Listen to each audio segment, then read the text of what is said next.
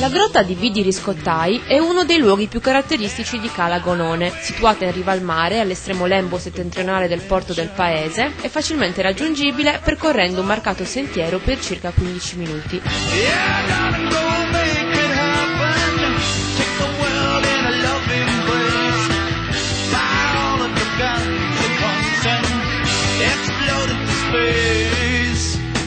La roccia è di calcare marmoreo giallastro, molto strapiombante, con frequenti clessidre. Questo settore ci offre una trentina di vie di difficoltà variabile, a cui si aggiungono le 18 del settore Hard Lover poco distante. In questo paradiso naturale è possibile arrampicare tutto l'anno, perfino con la pioggia alcune vie sono fattibili.